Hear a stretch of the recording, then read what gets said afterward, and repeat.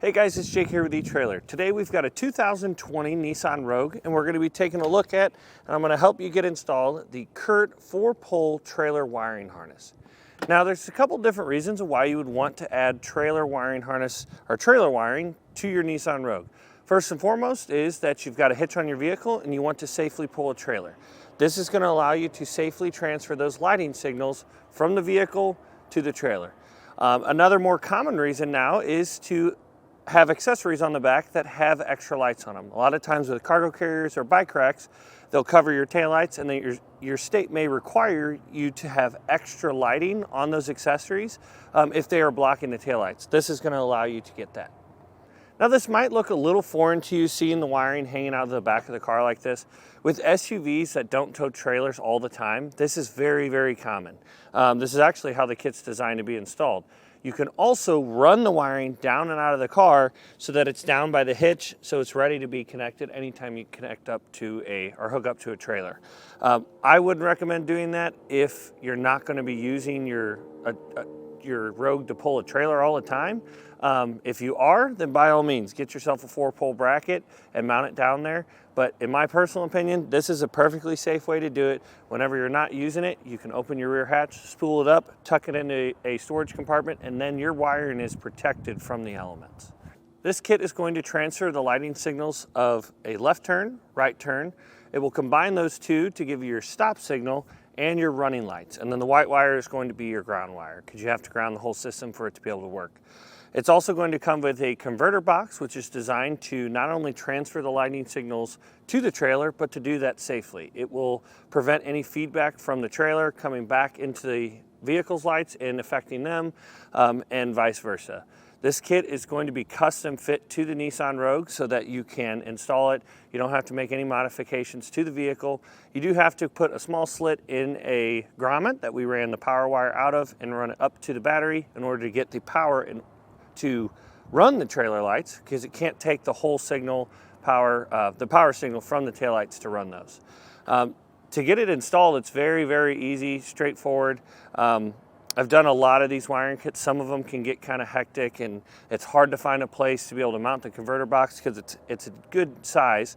But this one's pretty easy. All you have to do is remove your skid plate, which is just behind our door here. You just have to remove this skid plate. You have to remove 2 bolts from either side, and then you just take this panel, you pull it out. Your plugs will be right behind there. We can mount up everything behind this panel. There's a lot of room back there to get that all mounted, and then you have to run a power wire to the front of the vehicle. So I'd say that probably the hardest part about that is going to be running that power wire, but you should have enough room under your Rogue to be able to lay underneath it to get that power wire run. But with that being said, let's go ahead and run it inside and show you how we did it. To begin our installation, we're going to need to be in the rear hatch of our Nissan Rogue. I've got some of these panels pulled out of the way. You just want to take them, throw them in your back seat. And we're going to have to come down here.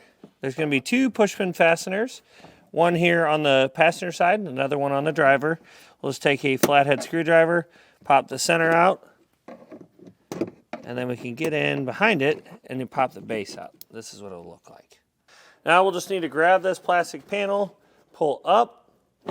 Typically those, if you do a sharp movement up, it'll pop them loose. Take this, set it up here too. This will give us access to be able to pull these panels back a little bit, because we need to get access behind our taillights.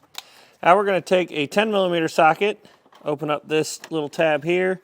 There's going to be a bolt that's holding our tow loop or tie down point right here in place, and that's going to limit us from pulling this out, so we'll have to pop that out.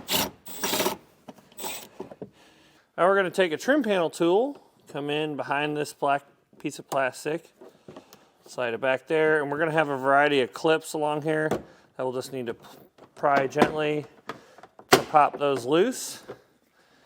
And we're looking to get access further back there, so if you give it a tug, we may end up having to take more fasteners out if we can't get enough space. Now we had another 10mm screw right here that was kind of holding our panel back. We pulled it out. We've got quite a bit more room to work. You can see right in here that is going to be the plug that we're going to be using. Now this is a plug we need to disconnect. We'll push down on this little white tab here.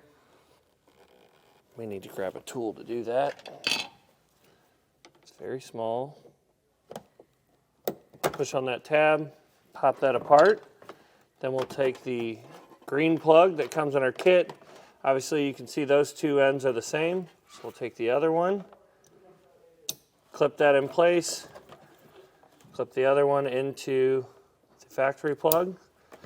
Then we'll just tuck this back behind this panel, and then we'll route our green wire over to our driver's side to where then we can make the rest of our connections.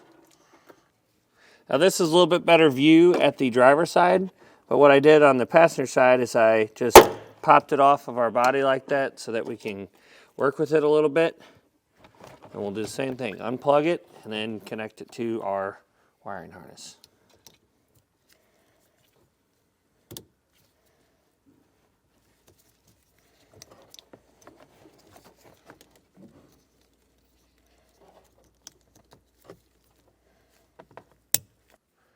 Now as for the rest of our kit here, we're going to have a ground wire that we can use the self-tapping screw to ground back there. Or if I can find a factory ground, you can do that too. The black wire, we're going to have to attach to the long black wire that comes in our kit. It'll have to be run to the front of the vehicle. And then this converter box, we're going to have to stick to the inside of this metal somewhere. And we're going to get our black wire connected up. We're using a heat shrink butt connector. You can use the butt connectors that come in your kit. I just prefer the heat shrink because it provides a better protection for automotive wiring. And now, with that done, we'll go in here and kind of explore, look around, see if we can find either a good spot to ground it or a factory ground. Now for our ground, we just grounded it with the self-tapper that came in our kit right to the frame of the vehicle. And then our converter box, we used one of the included zip ties and tied it off to a hole in the metal right here so that it's safe and secure when they're driving on the road.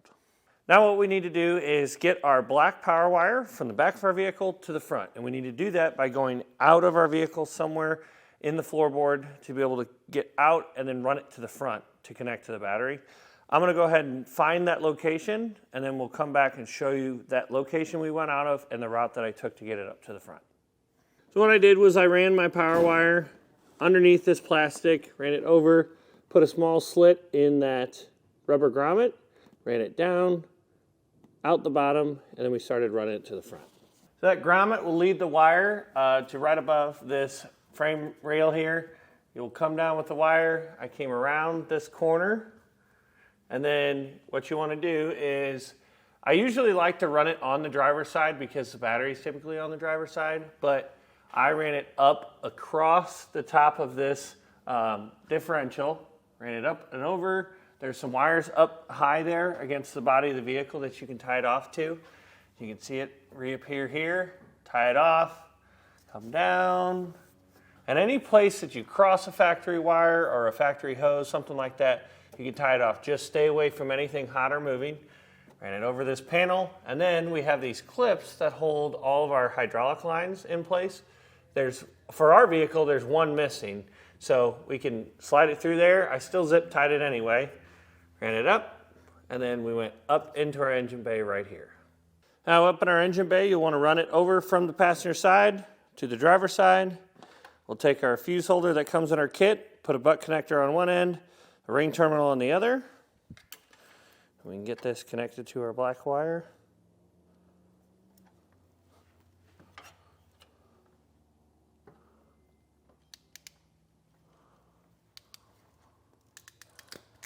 Crimp that down. We can come back and heat shrink this later. We'll take a 12mm socket, remove this nut.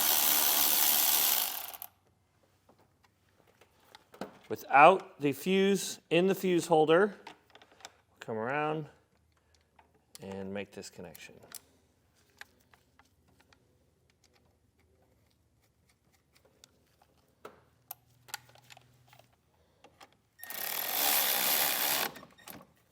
Now we'll take our fuse, put it in our fuse holder.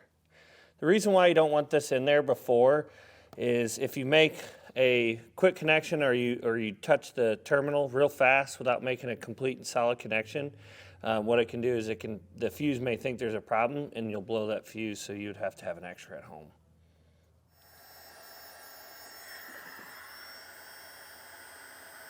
Now with our connections all made, we'll go ahead and hook a tester up to our 4-pole and make sure our wiring's working properly. Now we'll run through our basic functions. Start with our running lights, our brake lights, our left turn, and right turn. Now that we know our wiring is working properly, we can go ahead and put the back of our vehicle back together the way that we found it. If you want to run the wiring outside, you can do that. In this vehicle, you'll have to look for a grommet or something down below. But the way that this vehicle's set up, I would recommend just leaving it inside. Anytime you need it, you just drape it out over top of the seal, and the seal will protect the wiring from getting cut. Well guys, hopefully this video helped you decide whether or not the Curt 4-pole trailer wiring harness is right for you and your 2020 Nissan Rogue.